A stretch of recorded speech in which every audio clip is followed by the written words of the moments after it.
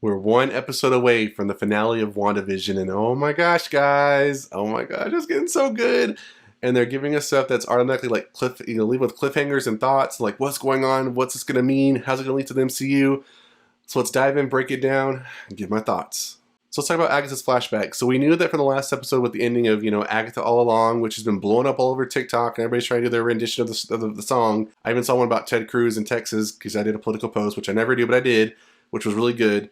But we know that we're going to get some type of flashback to Agatha's history to kind of figure out who she is, how she becomes a witch, or, et cetera, et cetera. And we do see there's a witch coven with her mom being in charge, who basically, I thought they were going to burn her at the stake, but I guess that's too, not Disney-esque, but they're trying to basically suck her of her power or subdue her or, bind her, using some craft language there. But it seems like what they're trying to do, but she proves to be all-powerful and basically sucks all the witch's powers, including her mom's, and steals her brooch and, I guess makes her the head witch. And that's basically where we leave off as far as her origin story. Now, I will say that while Agatha and Wanda are in her Agatha's basement or lair, she does talk about the runes and how the runes, are lined about the room, and that's what helps protect her and kind of help her give magic and do magic and stuff like that. And in the Marvel comics, the runes are related to Asgardian magic with Odin and Thor, and maybe possibly even Loki. So I think it's kind of cool to know that we're touching different aspects of Marvel that also touch different aspects of the characters, and they're all kind of related, so I thought that's kind of neat. So Agatha's whole point in this episode is to kind of figure out how Wanda created Westview. How did she do this? How did she get to this point where she just exploded and her magic went everywhere? So we're taking through some flashbacks, which is why the episode's called Previously On, and we're taking to some flashbacks, and the first door that we're going down is all the way back to when Wanda was a kid, and it's how we finally figure out where the sitcoms came into play. So basically the sitcom is, kind of a happy place for Wanda, where her dad would bring some videotapes home, and a lot of them were like Dick Van Dyke, Full House, pretty much all the ones we went through in the show, Brady Bunch, Modern Family, I don't know why it was in there, but, Malcolm in the Middle, all those shows. That's basically how we get to these sitcoms, because it's a happy place for her, and that's why she goes back there. Now we also learned that Wanda has had powers all along, so we thought that she possibly got it from, Age of Ultron, but during the scene where they're watching stuff, and of course Sokovia is like, a war-torn country, we see that a Stark Industries missile is brought into their apartment and blows stuff up, kind of, and they're saved. Her and Pietro are saved, and Agatha's like, how'd you do that, Wanda?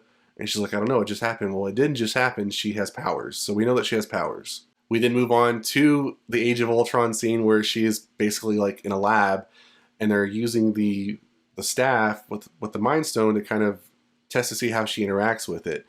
And it's here that we finally see the true Scarlet Witch come to fruition. And I don't know if it's like a vision, but she basically is, I think what ends up happening is Wanda, in interacting with the stone, I guess the stone shows its true self to her. Because it's kind of like in that blue orb kind of glow, and then it kind of breaks up into the yellow stone and kind of shows her who it really is. And when it does that, it kind of gives her a picture of the Scarlet Witch we know from the comics with, the full headdress and, what we're going to expect to see. I'm assuming what she's going to look like when this is all over. And then that's kind of a split second and it's gone. But it was really kind of cool to see, because we're like, it's coming! We then transition over into Civil War, where we see that, Wanda is kind of in a sad place, and this is kind of like the early days of her and Vision's relationship kind of blossoming, and Vision's trying to comfort her, and they're also watching an episode of Malcolm in the Middle where the roof collapses on the dad, and they're just having conversation with each other, and Vision's trying his best to comfort her, and I think she sees that, and, the relationship is blossoming, and it's here that we know, we already know this, but Agatha learns that part of what is driving Wanda is her love for Vision. And that leads us into her going to Sword to try to reclaim Vision's body. And we know from here, we thought that Wanda actually took his body and brought it back to life. But we learn in this sequence that, in the movies, we saw that Wanda, her thing is about feeling you out, kind of getting a vision, a feel of what's in your mind. And in the movies, she has a hard time doing the Vision because he's a sentient and doesn't really have a soul, but over time with the Mind Stone, she's able to do that. And that when she goes to see his dead body, she can't feel him anymore, and it's super, super sad. And it's just like, really, why do you have to pull on the heartstrings, Disney? We have to keep going through this, but it's just a, nail to the point that the love that she has for him is real, and that how sad she is and what that can really push her to the brink of doing. So she leaves his body because she realizes there's nothing that she can do with it. She can't bring him back to life. So she heads over to the New Jersey town of Westview, and she's driving and she comes to this empty plot, this empty area where a plot or plat for a home that looks like it's about to be built, and comes to find out that Vision had already, wanted to start their life and had bought a plat for a house and some land, and so this kind of sets her off, and that's where we find out that she, explodes and creates Westview and encompasses everything there to create her new happy place. And that she also creates Vision from herself in the process. So this is how we know Vision is alive. It's through Wanda. Now, once Agatha has realized all this is done, she tells her that she has used chaos magic to do so. So what is chaos magic? Chaos magic is the name of a magic so powerful that it was thought to be non-existent by even the Sorcerer Supreme himself. This magic can manipulate, warp, and reconstruct the very fabric of existence and reality to users' very whims and bring about total destruction of the cosmos. Long ago, the Elder God and Archdemon Thawne used chaos magic to rule the Earth as the god of chaos. However, Earth's mages got together and ended his reign with a lie that said that there's no god of chaos and there's no chaos magic. Thawne would later be sealed within Mount Wandagore, the future birthplace of Wanda Maximoff in the comics. So there's like a little quick Marvel history about what chaos magic is, but like I said, now that we know that the kind of potential power that she can use, which to me is like a version of the Phoenix Force, we now need to know if Agatha's going to try to steal that from her, or if she's trying to teach her how to use it for a better purpose, or for, not a good purpose. That's where we're kind of at the crossroads at. And so we don't know if she's going to basically be teaming up with, I guess it could be Mephisto or Nightmare, or I think Thawne, and try to see if they can take over, it says the cosmos, so possibly Earth or maybe other galaxies. And that would possibly be a good point for the Avengers, Captain Marvel 2, etc., etc. Now, on the flip side of that theory, we have Vision. Now, in what we left from previous episodes, Vision is supposed to be on his way to see Wanda, which is taking him an awful long time with all this going on. But we probably know in the last episode, Wanda's version of Vision is what I'm going to call him, will, come to head. And then we have a new version of Vision that we see the end credit scene where Director Hayward has brought Vision's body back to life as White Vision. Now, White Vision is basically the same thing as Vision, except he doesn't have a soul. He does not have emotion. So he's an emotionless, he's pure robot, pure sentient. I call it, think of it more like David from Alien without being David. He's just, his purpose is to be a robot and to do biddings. That's all it is. So because of that, you're going to have this go into play. And the way White Vision works is in the comics, he is related to the West Coast Avengers and also is related to the evil villain Kang. Now we know Kang is going to pop up in Ant-Man and possibly in other parts of the MCU, maybe in Avengers, and that could be the big baddie of, the Thanos of this MCU phase. So in the comics it says that Kang basically foresees all this happening and is going to try to use Wanda. So I'm guessing White Vision versus Vision.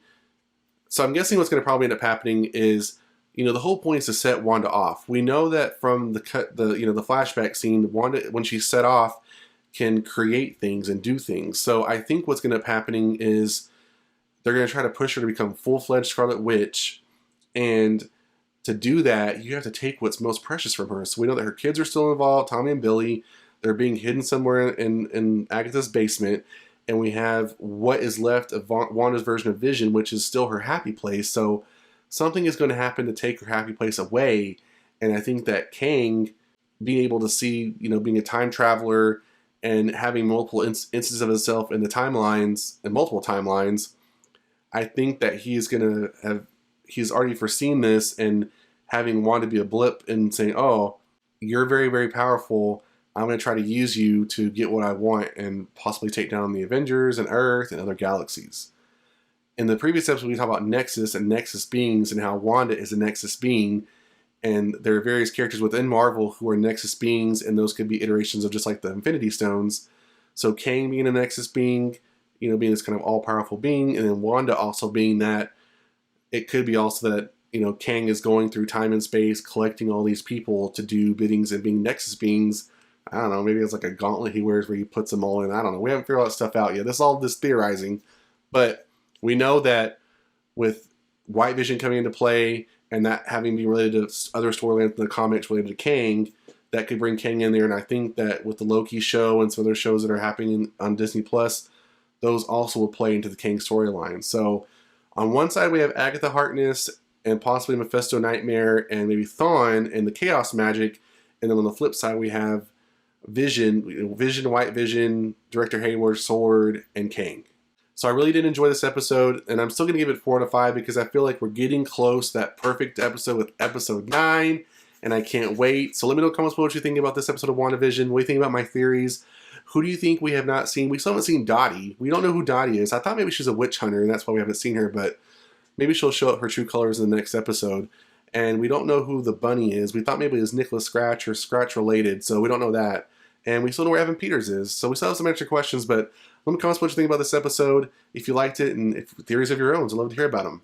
That's it for this video, guys. If you enjoyed, hit that like button. For more videos like this one, make sure to subscribe to the notification bell. And I'll see you guys next time on The Mashup.